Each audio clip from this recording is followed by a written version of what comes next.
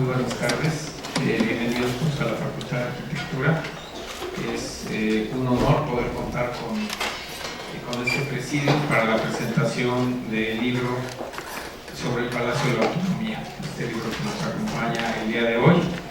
Agradezco la presencia del licenciado Dionisio Meade, presidente del Patronato de Fundación. Dionisio, bienvenido a tu casa.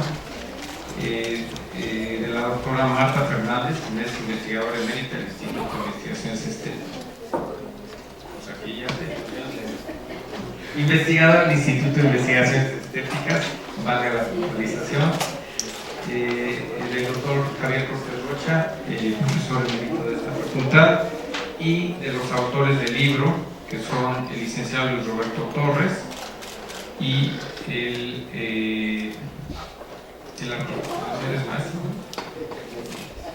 el arquitecto Javier Martínez Burgos, a quien muchos conocen en esta Facultad de Arquitectura.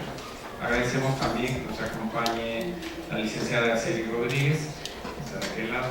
Muchas gracias por acompañarnos a la presentación de este libro. ¿Qué podría yo decir del libro antes de dar la palabra a quienes me acompañan en este presidio?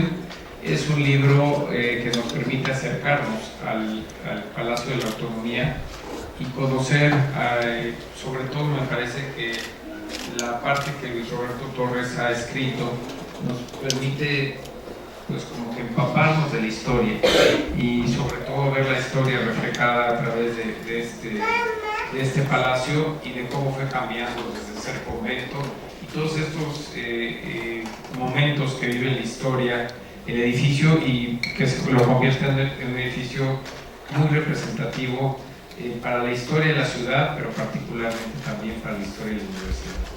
Y también, bueno, la parte que escribió Javier Martínez Burgos, que nos habla de todas las diferentes etapas de restauración del edificio, desde las exploraciones arqueológicas, las intervenciones estructurales, y luego cómo fueron restaurados tanto los interiores como las fachadas.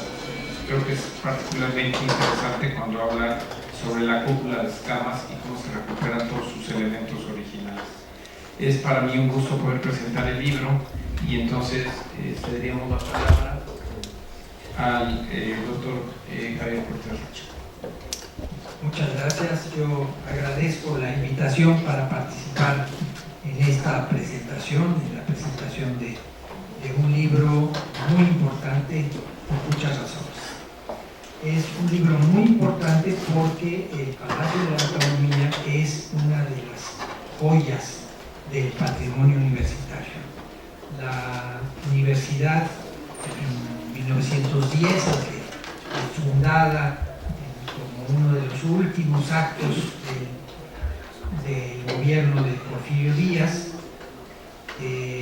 Se funda la Universidad de México, pero se funda ya con un rico patrimonio, porque la forma de armar la universidad fue conjuntar una serie de escuelas profesionales que venían funcionando, la de ingenieros, la de jurisprudencia, la Escuela Nacional de Bellas Artes, la de Medicina, etc. Cada una de ellas ocupaba ya un inmueble histórico importante. Entonces, con una gran clarividencia, Justo Sierra y desde luego el propio presidente Díaz deciden que ese patrimonio forme parte de la universidad. Entonces, la universidad nace en 1910 con un rico patrimonio y como una parte como un proyecto muy importante del país que se estaba construyendo. El país que se estaba construyendo requería de una universidad, no podía prestigiarse en el conjunto de las naciones sin la existencia de una universidad. Y esa universidad requería de una sede digna. Afortunadamente, unos meses antes, unas semanas antes, la Escuela Nacional de Maestros que había ocupado este edificio se habían mudado a su nueva sede en Popotla, después fue el colegio militar, y entonces vino de manera perfecta el hecho de que aquí se estableciera la rectoría y las oficinas de la universidad. La universidad ha sido muy celosa en el cuidado de su patrimonio nuevo, entre comillas, que tiene más de medio siglo, que es este donde estamos, pero de su patrimonio más antiguo, el conjunto de edificios donde nació la universidad en el siglo pasado. Entonces, el patronato universitario, la institución misma, la dirección de patrimonio universitario, la dirección de obras, se han ocupado de que ese patrimonio esté en buen estado. Y desde luego, el documentar eso resulta una cuestión muy importante. Este libro tiene dos funciones. Uno, la de testimonio, o sea, la de registrar lo que se hizo con su rescate. Y dos, difundir, o sea, que se difunda entre los arquitectos, entre los estudiantes, entre los restauradores, cómo se hizo esta intervención, porque ciertamente ha sido una intervención ejemplar. El libro, como ya se dijo, lo escriben Luis Roberto Torres Escalona y Javier Martínez Burgos, cada uno con un enfoque diferente pero complementario, y entonces resulta una obra magnífica, muy recomendable y de la mayor utilidad, gracias a la Fundación UNAM y gracias a la Fundación Miguel Alemán, porque estas cosas requieren de apoyo económico. Entonces ese apoyo económico en esta ocasión llegó muy oportunamente y permitió que una intervención que se había desarrollado, que había terminado, bueno, no terminado su etapa unos años antes, pudiera ser documentada con un magnífico libro. Un libro muy bien hecho, un libro muy bien escrito, un libro muy bien ilustrado, un libro muy bien presentado, que tiene esas dos caras. Por un lado, la historia del monumento y la descripción del monumento, y la otra, describir con toda puntualidad la forma en que se llevó a cabo la intervención, que fue una intervención a lo largo de 25 años.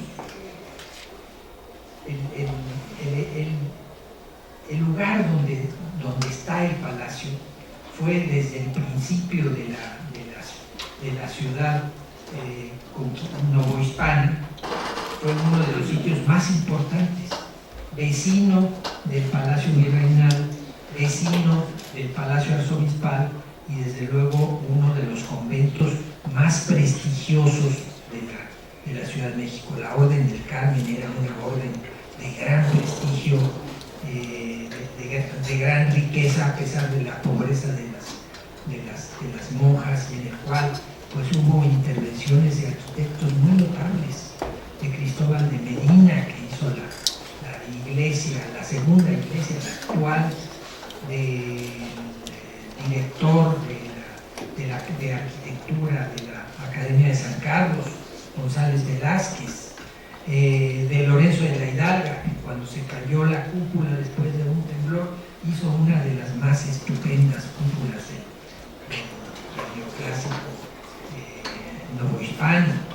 Entonces, todo eso se describe con gran cuidado y con gran primor en el libro.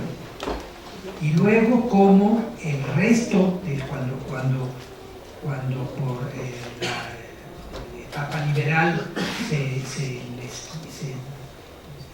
se acaba con las congregaciones religiosas y los bienes de las congregaciones religiosas pasan a ser bienes nacionales, cómo la nación va aprovechando ese edificio con mucho tino.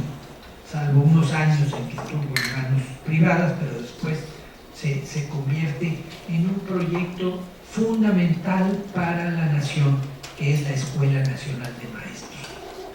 O sea, aquí se alojan dos grandes proyectos. Primero la Escuela Nacional de Maestros y después la Universidad de México. Entonces esa Escuela de Maestros, bien dotada, bien pensada, bien planeada, fruto del gobierno del general Manuel González, y después se suceden, viene la universidad, la rectoría de la universidad, que la ocupa por unos años, pero unos años que son fundamentales, porque en esos años, en ese edificio, se gesta la autonomía de la universidad.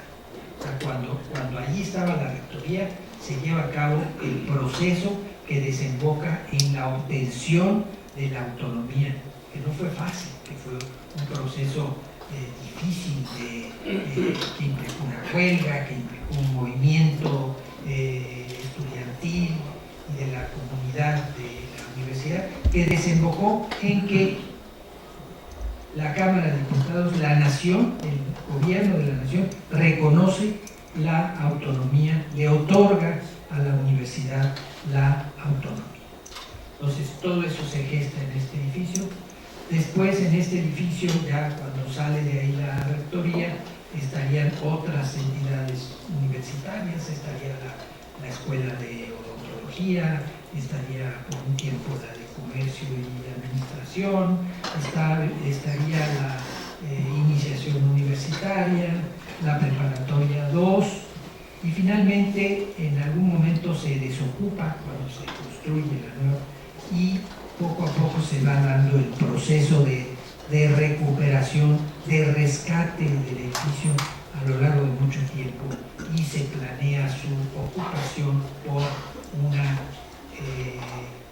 combinación de entidades universitarias, que es lo que lo tiene hoy. Por otro lado, se conjunta la experiencia de magníficos restauradores universitarios que en diferentes etapas, en distintos periodos, llevan a cabo esas tareas para devolverle al edificio el esplendor que había tenido cuando se destinó a ser la Escuela Nacional de Maestros, y que con un magnífico proyecto de ingeniero arquitecto, se me va ahora el nombre, le dio el aspecto que hoy conocemos, ese aspecto tan característico, ecléctico, con esa solución de la esquina, con el espacio circular empotrado en la esquina, en fin.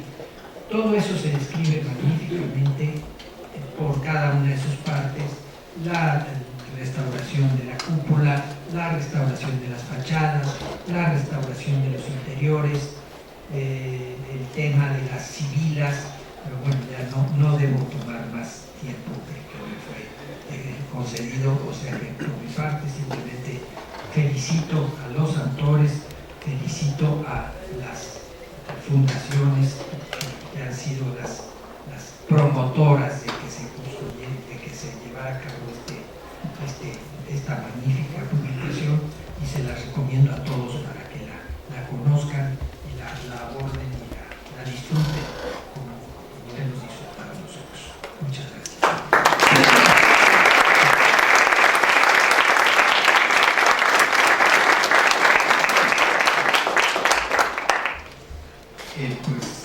Después de haber escuchado todos los espacios que ha ocupado, o todas las áreas de la universidad que han ocupado estos espacios, desde la preparatoria 2 o de la escuela de odontología, hoy en la historia de un monumento, el monumento en realidad pues es la casa de Fundación UNAM, y a partir de Fundación UNAM cada vez tiene más sentido este pancupé y la facha del edificio, que ahora son el símbolo de Fundación UNAM, y más aún desde el momento en que, gracias a las excavaciones del Templo Mayor, pues como lo dice el libro en algún momento, es más palaciego que lo que originalmente era, puesto que ahora tiene enfrente todo este gran espacio abierto. Y le cedemos la palabra entonces al doctor Meade para que nos decisión, si nos hace el favor de dirigir unas palabras. Muchas gracias. Quiero agradecer la anfitrionía de Marcos en este evento y la compañía formidable que hace posible la presentación de este libro. Javier Cortés, extraordinario universitario, gran conocedor, como ya se acreditó, de todos estos temas vinculados a la universidad, de la doctora Marta Fernández, también por su especialidad en investigaciones estéticas de la UNAM, a los dos autores, y subrayar que desde el punto de vista de la fundación ha sido un acierto que hoy se ve coronado con esta presencia en donde pues una escuela como la de arquitectura, como una especialidad como la de investigaciones estéticas, valida con su presencia la decisión que junto con la Fundación Miguel Alemán tomamos de promover la realización de esta obra. Quiero subrayar brevemente que estamos en un recinto que está ubicado en un patrimonio de la humanidad. Estar en la ciudad universitaria, a muchos de ustedes como universitarios, como estudiantes de esta especialidad, de esta facultad de arquitectura, puede parecerles natural su entorno y su belleza, pero sí ha significado para el mundo el reconocimiento de que aquí estamos ubicados en algo que amerita esta declaración. La ciudad universitaria es patrimonio de la humanidad. Y lo es en buena medida por los arquitectos y por los ingenieros que lo hicieron posible. De manera que estar acompañado por ustedes en la presentación de una obra que nosotros promovimos enaltece esta dignidad, esta responsabilidad y esta decisión que en su momento tomamos. Subrayaba Javier, y con razón, que otra de las riquezas universitarias, y vale la pena que quienes forman parte de esta comunidad cobren conciencia, no se integra solo por lo que aquí se aprende, sino por el entorno en el que se realiza. El patrimonio universitario es también sede en muchos de sus edificios de muchas actividades de carácter científico, de carácter cultural, y como en el caso nuestro, la responsabilidad y el privilegio que sea la sede de la Fundación, que sea la sede de la Fundación UNAM, un edificio con todas estas características. Repasar la trayectoria, la vida del Palacio de Autonomía es hacer un recorrido formidable en el que puedo imaginar lo que habría ocurrido a lo largo de casi 400 o 500 años de historia del predio que ahí se refleja. Como era casi previsible en los primeros años del predio, y para quitar cualquier vestigio de reminiscencia precolombina, fue un convento. Y todavía se aprecian en los pisos del palacio algunos de las piedras originales que formaron parte de ese convento, y en su historia se recoge también la antigua Vera, que estuvo algún tiempo Sor Juana Inés de la Cruz, y no fue la única. En tiempos posteriores, en construcciones posteriores, la corregidora también ahí estuvo prisionera, justo como consecuencia del movimiento, ahí se ubicó. Después se le quiso despojar de este carácter religioso, se volvió entonces, como aquí se ha mencionado, la Escuela Nacional de Maestros, y entonces destacaron entre quienes allí estudiaron, por ejemplo, José Clemente Orozco, lo cual acredita, digamos, en esta historia, en este recorrido en el que si los muros pudieran platicar, pues nos referirían todos estos distintos momentos de los que fue testigo este paso y esta construcción que ahora tenemos nosotros bajo nuestra custodia. Efectivamente, como aquí se menciona, llegó a manos de la rectoría de la universidad en un periodo formidable a partir de 1909, y se consolidó en su paradigma. Se discutió y se aprobó la decisión de que se convirtiera la universidad en una universidad nacional autónoma, que desde entonces lo dice, Universidad Nacional Autónoma de México. En esos balcones que ahí se ven en la carátula precisamente del libro, desde ahí se proclamó la rectoría de la universidad, y ahí se establecieron los primeros años en los que se consolidó esta autonomía. Visitar entonces el Palacio de la Autonomía, reconocer su historia, ir de la mano con la información que aquí se dispone en esta formidable investigación que hicieron estos dos autores, es una invitación que les estamos realizando.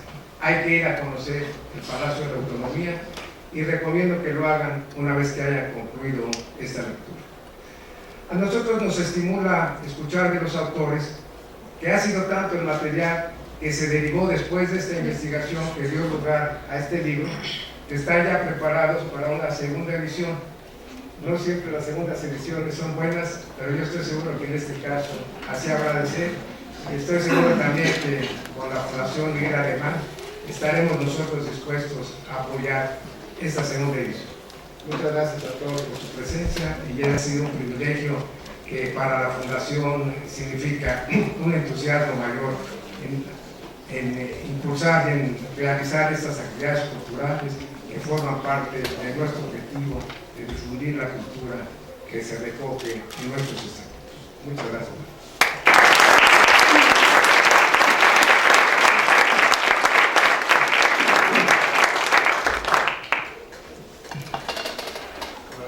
Palabra a la doctora Marta Fernández.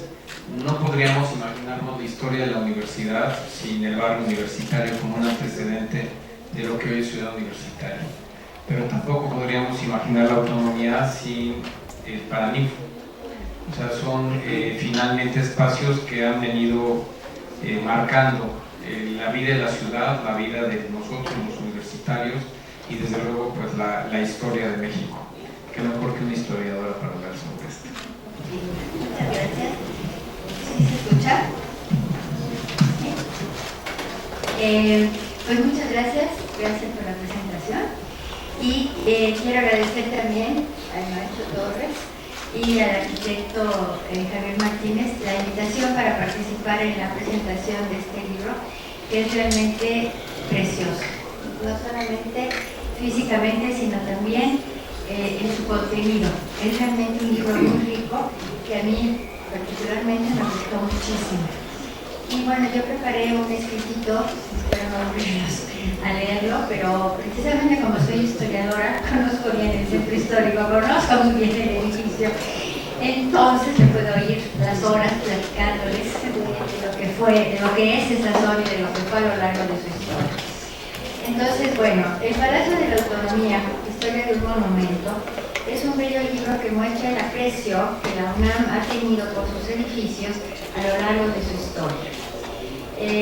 Roberto Torres Escalón y Javier Martínez Burgos llevaron a cabo un acucioso trabajo de investigación histórica y arquitectónica que podríamos calificar como una microhistoria del lugar donde se erige el palacio, los edificios que en ese lugar se edificaron, del palacio mismo y de los acontecimientos más importantes para la universidad que en él se desarrollaron. El más relevante, sin duda, ya lo han dicho aquí, fue el movimiento estudiantil que desembocó en la Declaratoria de Autonomía de nuestra universidad el año de 1929. Su estudio comienza en la época prehispánica, porque el sitio donde se ubica el palacio formaba parte del corazón de lo que genéricamente conocemos como Templo Mayor, el conjunto de teocallis dedicados a los dioses más importantes de la cultura mexica, Tlaloc, Huitzilopochtli y Tezcatlipoca. Después los investigadores nos informan de la manera en que el sitio fue adquirido por Juan Luis de Rivera, tesorero de la Casa de Moneda y regidor del Cabildo Metropolitano, y por su esposa, doña Juana Ruiz de Avendaño, para establecer un convento de religiosas carmelitas, sueño de aquellos tiempos que resolvió muchas veces el destino de las mujeres y les llegó a proporcionar medios no solamente para encontrar lo más decente que podían elegir en materia de seguridad para su salvación, como diría Sor Juana Inés de la Cruz, sino también posibilidades de educación y de desarrollo intelectual.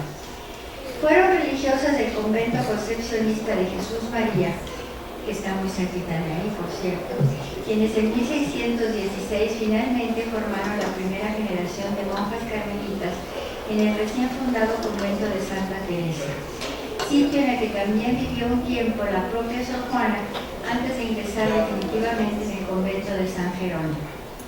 Roberto Torres y Javier Martínez se ocupan de manera muy precisa y amena de narrar la historia de los edificios que fueron construyendo para las monjas, Es de destacarse que en ellos siempre participaron los principales arquitectos de la Ciudad de México.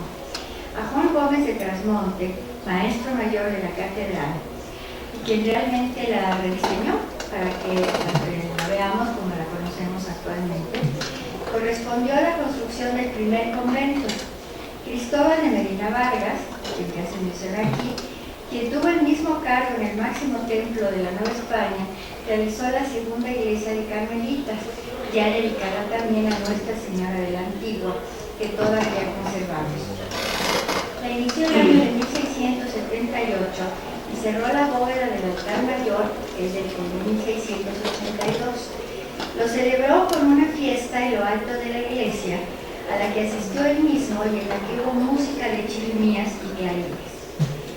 La dedicación del templo se llevó a cabo en el año de 1684, lo que dio pie a don Felipe de Santorio para escribir un exaltado poema en su honor, que publicó en su obra titulada Mística Diana.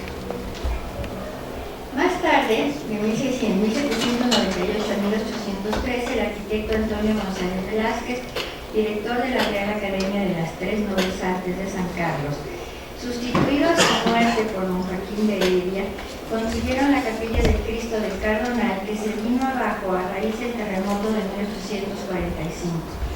Esta capilla fue reconstruida a mediados del siglo XIX por otro arquitecto de primer nivel, don Lorenzo de la Hidalga, que es la que conservamos junto con las pinturas que la decoran, realizadas por el pintor Juan Cordero.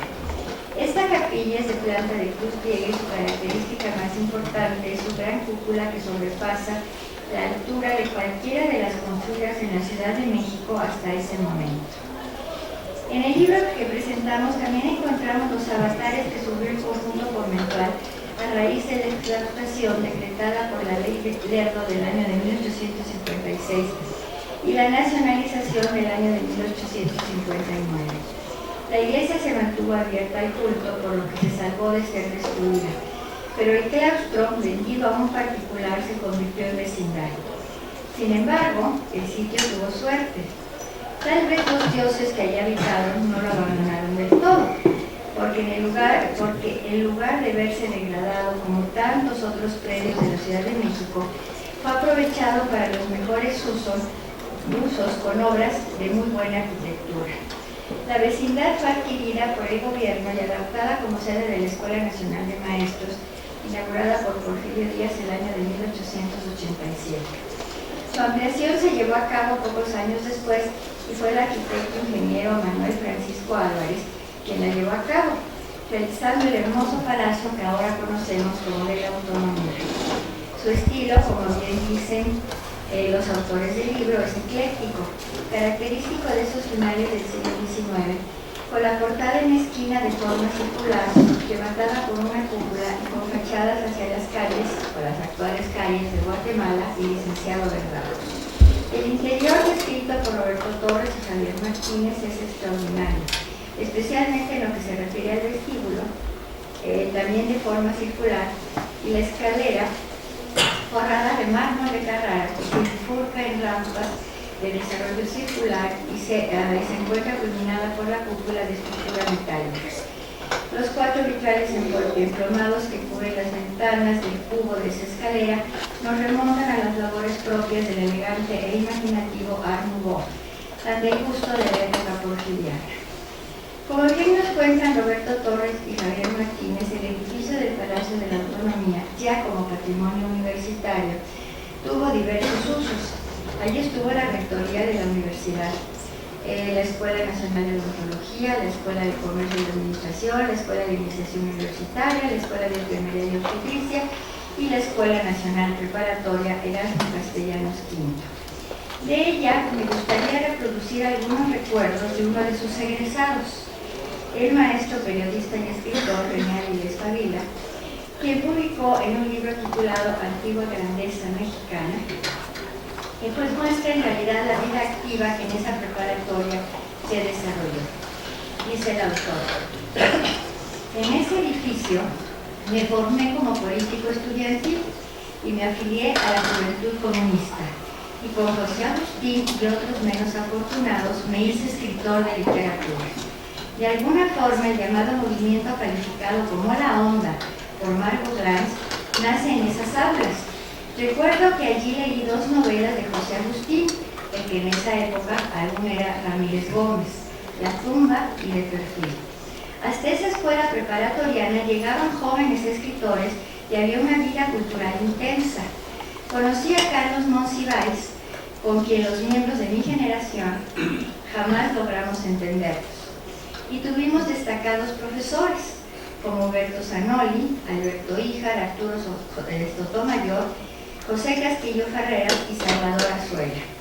En el patio principal, mi maestro de lógica, Eduardo Pereira, mencionó 2 autores que serían para mí fundamentales, Franz Kafka y Jorge Luis Borges.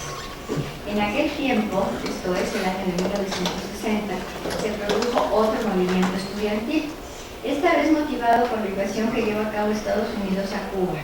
Como protesta, los estudiantes salieron a la calle y cerraron el plantel. Como consecuencia, algunos de ellos, entre ellos René Avilés Farrila, fueron expulsados de la prepa por una semana. Uno de los aspectos más interesantes del libro que presentamos es el que se refiere precisamente al rescate que emprendió la universidad en ese edificio. A través de sus páginas nos damos cuenta de que este no se limitó al edificio mismo, sino también le devolvió su esplendor a los bienes muebles, como los que se encuentran en el Paraninfo, entre los que resalta la colección de 12 pinturas que representan sibilas realizadas en el siglo XVIII y firmadas por Pedro Sandoval. Igualmente es digno de mención el mobiliario neobarroco inspirado, como afirman los autores del libro, en el Salón del Generalito de San Ildefonso, donde se conserva la antigua sillería de la iglesia de San Agustín. Edificios ambos que también pertenecen a la universidad. San Ildefonso fue durante muchos años la célebre Escuela Nacional Preparatoria y San Agustín estuvieron también por años bajo su resguardo la Biblioteca y la Hemeroteca Nacional. Entre los muchos trabajos que se llevaron a cabo para restaurar el Palacio de la Autonomía, cabe también destacar las exploraciones arqueológicas, a las que Roberto Torres y Javier Martínez dedicaron un capítulo del libro. Trabajos que fueron realizados por el programa de arqueología urbana del Museo del Templo Mayor del Instituto Nacional de Antropología e Historia. En ellos pudieron descubrir vestigios del antiguo convento de Santa Teresa la Antigua, la casa de Juan Luis de Rivera y especialmente el Coatepante, muro de serpientes que delimita físicamente el recinto principal del Templo Mayor. Esto desde luego es importante porque muestra que el interés de la universidad no se centró solamente en su edificio, sino también en las aportaciones arqueológicas e históricas que el predio podía sacar a la luz para la mejor comprensión del sitio y de la historia de México. En el libro los autores también se ocupan de las intervenciones estructurales, así como de los trabajos de restauración de las fachadas y de los interiores del Palacio de la Autonomía. Ejemplos todos de los criterios que cuando se quiere se pueden aplicar en los edificios históricos y artísticos de nuestro país. Culmina el libro con una interesante cronología del edificio que resulta muy útil para conocer su historia. Antes de concluir esta presentación, dejo felicitar a los autores Roberto Torres y Javier Martínez por su muy sustentada investigación, no solo documental, sino también iconográfica. Y felicitar también a los autores del diseño editorial y al fotógrafo Eduardo Harker por la calidad de las fotografías que ilustran el libro. Desde luego felicito también a la Fundación Miguel Alemán y a la Fundación UNAM por la publicación del libro que pone de manifiesto una vez más la manera en que hoy y siempre la universidad se compromete con su vocación y responsabilidad de mantener vivo el legado que México ha puesto bajo su custodia para el uso de los universitarios y en beneficio de la nación, como bien afirma en su presentación el doctor Enrique Graue, rector de nuestra universidad. Hago votos porque este compromiso que ha asumido la UNAM sirva de ejemplo para otras instituciones de nuestro país, quienes también tienen bajo su custodia parte del legado que México ha puesto en sus manos. Muchas gracias.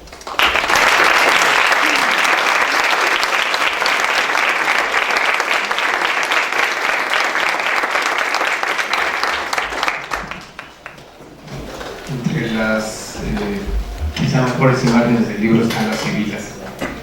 creo que se pueden apreciar maravillosamente en la publicación.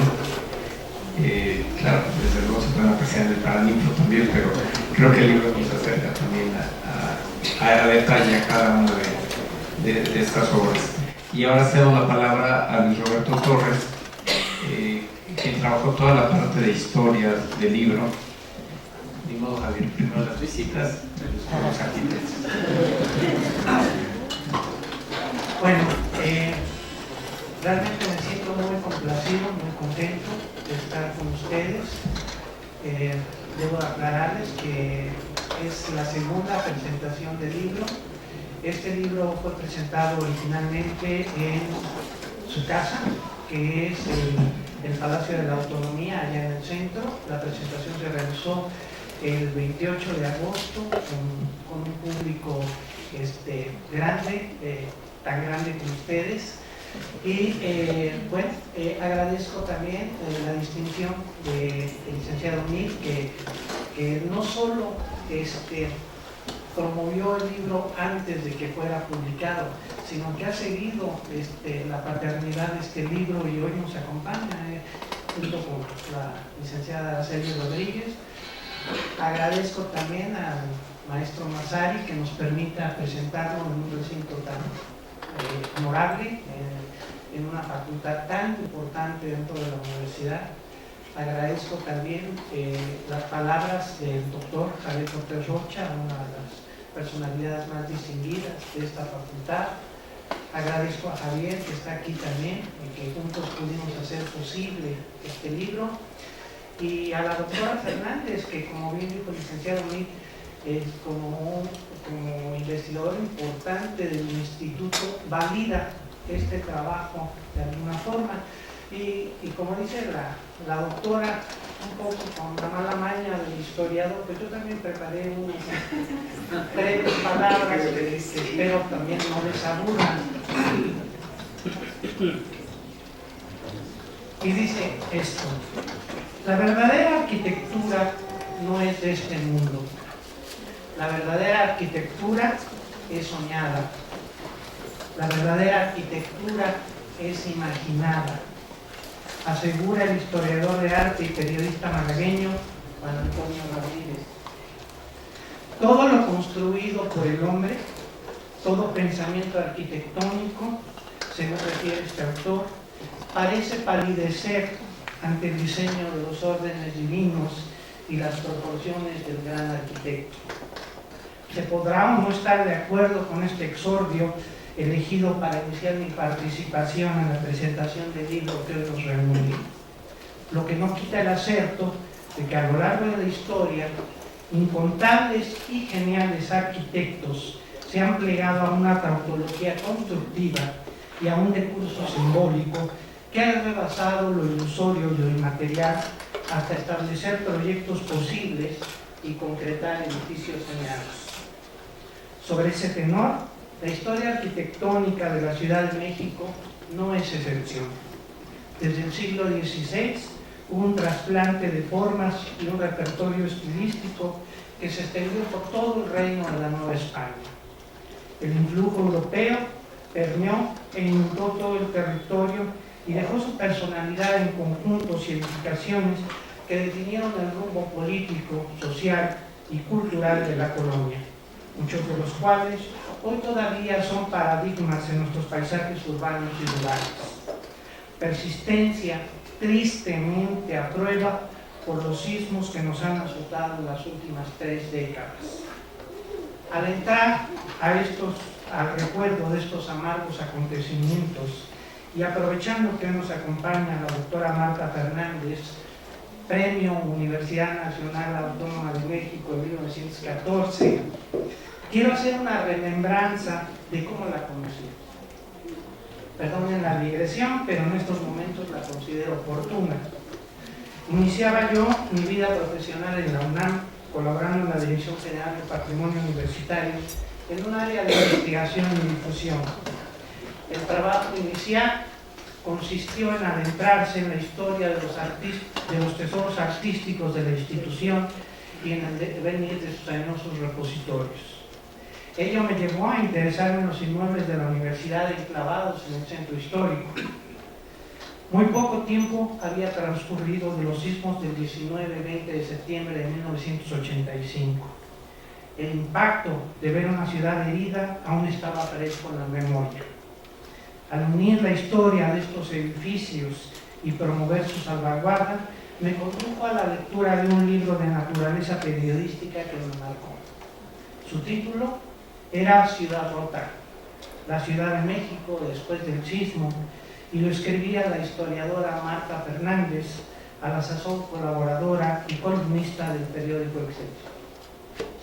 Azorada, como todos los que sobrevivimos a esos aciagos días, ella relataba, abro comillas, la primera sensación fue horrible.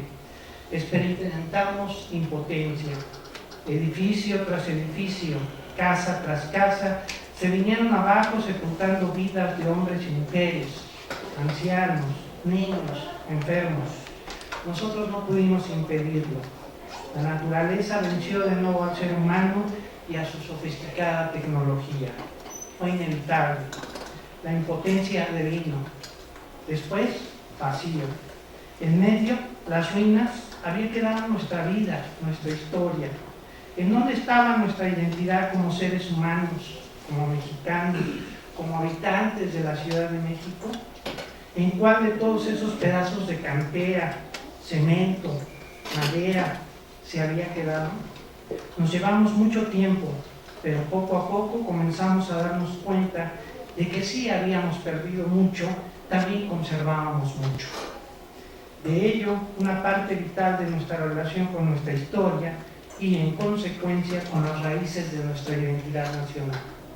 Fuimos redescubriendo nuestro patrimonio y con él nuestra historia. Con ello, nuestro vacío de ser se fue llenando de nuevo de nosotros mismos, porque nuestro patrimonio es en última instancia nuestra propia historia. Para redescubrirlo y mostrar su importancia, fue necesario ir a su encuentro, visitarlo y hurgar en su pasado, que es nuestro pasado. Fin de cita. Y en efecto, en Zigzag, inspirada por los diálogos latinos de Francisco Cervantes de Salazar, la hoy doctora Fernández pergeñó un recuento de noticias y avatares de los inmuebles que dieron imagen ilustre a la ciudad llamada de los Palacios. Además, dentro de sus conclusiones, ponderaba, y hay que remarcar eso, el hecho de que todos los monumentos citados por ella, los que mejor estado de conservación mantenían, eran los que formaban parte del patrimonio de la UNAM. Todo con el objetivo de hacernos valorar lo que los siglos y los sismos habían dejado incólumes en nuestra capital. Tocaba entonces seguir abonando sobre el terreno de la conservación y la restauración de nuestros principales símbolos arquitectónicos. Por lo que a mí toca, asumí el compromiso de promover su historia. Pude hablar y escribir sobre varios recintos universitarios, siendo el caso del inmueble que hoy se desplaza en colindancia con el Templo Mayor. El génesis del libro que hoy presentamos a ustedes comenzó en los albores de la década de los 90. Sus primeros esbozos se dieron a conocer en un coloquio sobre la restauración del patrimonio inmobiliario de la universidad. El tema coadyuvaría al rescate del añoso edificio de la calle de Primo Verdad, una de las más antiguas del continente. La parte histórica de la ponencia fue preparada por el que esto lee, mientras que la parte técnica fue redactada por el arquitecto Javier Villalobos Jaramillo, siendo finalmente expuesta a universitarios interesados en la materia reunidos en la Facultad de Ciencias. Al pasar los años, se fueron dando las diferentes etapas de la restauración del inmueble y paralelamente se concluía el texto histórico.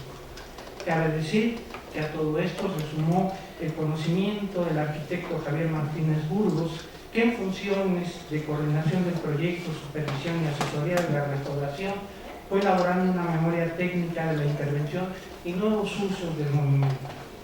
El Palacio de la Autonomía, Historia de un Monumento, es un libro en el que el lector encontrará lo intangible y lo tangible del edificio, lo romántico y lo idealista de su presencia en el corazón de nuestra ciudad. Ya las personas que me acompañan han dicho un poco cuáles fueron los usos de este edificio. El 19 de septiembre de este año, aunado a otros temblores en los estados de Oaxaca y Chiapas, en días previos, un movimiento telúrico nos volvió a poner en una situación de desastre. Como hace 32 años, hemos tenido que lamentar pérdidas humanas, así como el colapso y la ruina de miles de construcciones. El daño esta vez alcanzó a otras entidades de la República.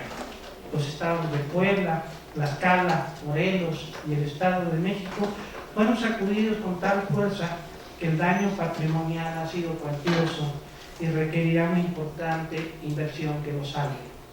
Actualmente están en riesgo edificaciones y conjuntos arquitectónicos que fueron una de nuestros inmediatos ancestros y que nos explican nuestra identidad actual. Por fortuna, nuevamente los edificios de la UNAM han resistido los embates de la naturaleza, pero no están exentos de riesgo. Por tanto, debemos mantener un constante programa de captación de fondos y un sabio uso de recursos que articulen cabalmente para preservar nuestra herencia. Debo resaltar el hecho afortunado de que la Fundación UNAM tuviera en comodato el Palacio de la Autonomía, aspecto que hizo posible la voluntad para editar nuestro libro, sin condiciones, promoviendo su publicación ante nuestras autoridades y sumando al patrocinio a la Fundación Miguel Alemán, a la universidad y a estas instituciones nuestra gratitud y todo nuestro respeto. Para terminar, debo decir que en agosto de este año, como ya dije antes, se hizo la presentación en el Palacio de la Autonomía. Allí, ante un importante grupo de personalidades universitarias, leí un poema y un público también distinguido. Leí un poema de mi autoría que dediqué a la creación de la obra. Hoy también lo comparto con ustedes. Hay libros que nacen viejos. Son viejos porque nacen del polvo, porque nacen del recuerdo. Hay libros que nacen viejos. Son viejos porque guardan el olor de lo antiguo y rescatan la memoria. Hay libros que nacen viejos. Son viejos porque naciendo se negaron a morir. Hay libros que nacen viejos y son viejos porque existieron sin existir. Muchas gracias.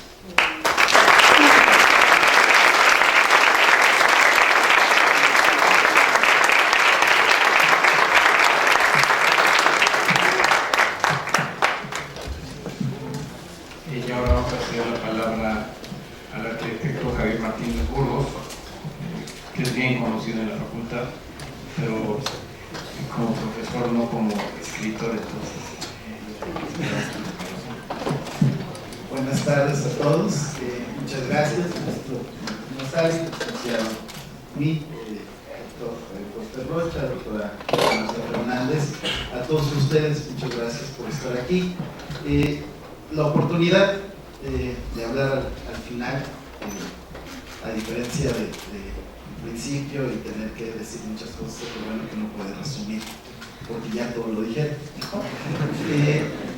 Pero también nos da la oportunidad, ¿no?, de mencionar algunos aspectos que quedan en el documento, que quedan en el libro, un poco atrás letras, ¿no?, atrás de este discurso textual en el que se citan las fuentes, en el que por supuesto se mencionan los participantes, se habla de las fechas, se habla de los protagonistas, pero no siempre se habla de todo el trabajo que implica.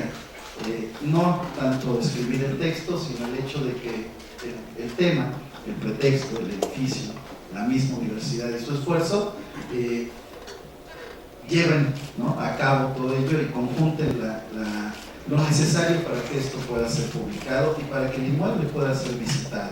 Por un lado, fue la oportunidad en aquellos momentos en que trabajábamos y colaborábamos en la Dirección General de Patrimonio Universitario de conocer a grandes maestros, ¿no?, a grandes personalidades de varias disciplinas y de esta universidad, y que hoy en día muchos de ellos afortunadamente se han convertido colegas y grandes amigos, ¿no? En este edificio, por ejemplo, iniciábamos muy de la mano con los primeros trabajos de investigación y prospección, ¿no? Para la nivelación de la catedral con el doctor Meli, tratando también de entender a una menor escala cómo es que el edificio era afectado por los hundimientos diferenciales de la ciudad, por la extracción del agua, por la pirámide que está allá abajo, por el templo mayor, y que junto con su colaborador, el ingeniero Roberto Sánchez, planteamos una serie de trabajos y de estudios muy similares a los que se estaban haciendo ahí. También en ese entonces teníamos la oportunidad de colaborar en los primeros trabajos de rescate de aquel inmueble, ¿no? Que hoy también pueden visitar, que es gran ejemplo del patrimonio universitario, y en el que con el doctor Cortés Rocha participábamos en el Palacio de Medicina, en las cárceles de la Perpetua, si se acordarán de aquellos años. Iniciando también lo que era el rescate de un inmueble que se encontraba bastante deteriorado y que, bueno, su potencial, su importancia para la universidad y para la institución pues, era sumamente primordial. Y así sucesivamente. Lo cierto es que el edificio encierra todas estas historias, encierra todos estos aprendizajes, todas estas colaboraciones de muchas personas que dieron lo necesario y aportaron lo necesario para que el edificio pudiese ser restaurado y puesto en funcionamiento, inclusive en aquella parte de la gestión en donde concluyendo más bien la restauración física, nos planteamos el cómo iba a funcionar el edificio, y que bien menciona el licenciado Roberto, llegaría en ese entonces casi como iluminación la participación de la Fundación UNAM, que con un programa, ¿no? de aprovechamiento de inmuebles históricos dentro de la universidad, generaría la parte administrativa y de recursos necesarios para poder garantizar la permanencia del edificio, porque todos hablamos de la restauración, el esfuerzo de la universidad, el esfuerzo de los especialistas, pero luego se nos olvida, ¿no? que el edificio necesita mantenimiento, que necesita una gran inversión para seguir en pie y seguir operando. Y en esa parte la Fundación UNAM hoy pone sustantivamente toda esa logística, toda esa gestión, además, por supuesto, de la difusión que implica el uso de sus espacios con los diferentes actores que en él convergen. El Palacio de la Autonomía es la historia de la universidad, es la historia de todos nosotros, es la historia de las instituciones. Ahí está, ¿no? Parte de nuestro pasado prehispánico, ahí está parte de nuestra historia virreinal, por supuesto, momentos claves de la vida del México independiente del siglo XIX, y sin lugar a dudas, como todos lo han mencionado, ese momento sustantivo en el que la universidad, reabierta en 1910, culminará esa primera etapa de la reapertura de la universidad con la autonomía universitaria en finales de los años 20. Todo eso está ahí, está su escuela de odontología, está un museo, una pequeña biblioteca que habla de esa trascendencia de las escuelas que pasaron por ahí, ¿no? Que pasaron por sus espacios y que marcaron simbólica, icónicamente el inmueble. Y está también toda esa historia que salió al momento de esta investigación que se fue dando con el paso de los años, en donde inclusive en ese Paraninfo se llevaron a cabo reuniones de ese famoso Ateneo de la Juventud, ¿no? De aquellos intelectuales que conformaron ese México del que hoy somos nosotros el resultado, del que es el resultado de esta universidad, y de que definitivamente ninguno de nosotros podemos entendernos en esa visión del presente y nuestro camino hacia el futuro.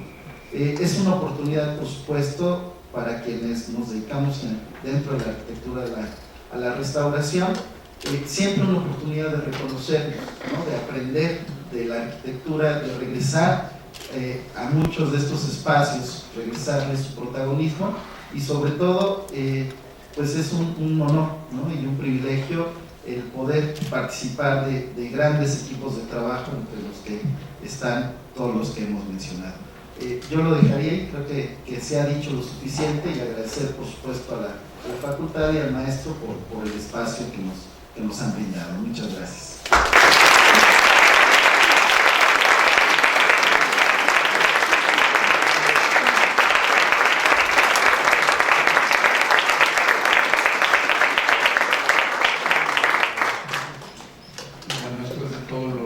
mucho en esta presentación. Creo que a mí lo único que me quedaría para cerrar es el Palacio de la Autonomía, historia de un monumento. En realidad nos permite ir, como ya se habrán dado cuenta, paso a paso, primero entendiendo la historia, después entendiendo el monumento como un monumento vivo, como un espacio que, como se diría en restauración, se ha ganado la vida desde usos y arquitectos de los más renombrados hasta haber sido de plano abandonado el edificio y cómo se rescata el edificio para volver a regresar a este esplendor, pero sobre todo como un edificio didáctico, como un edificio que nos permite ver toda la historia y todos estos momentos que ha vivido el edificio para hacer lo que es hoy el Palacio de la Autonomía. Pues muchísimas gracias a todos. Yo quisiera entregarles una constancia nada más para agradecer la presencia de los compañeros del presidio, al licenciado Dionisio Miz. Muchas gracias, Dionisio, por acompañarnos, al doctor Javier Rocha, a la doctora Marta Fernández.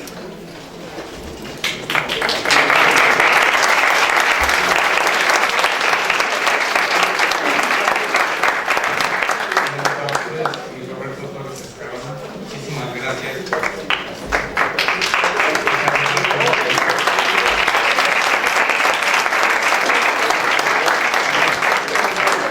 Y desde luego el libro se va de aquí a la biblioteca.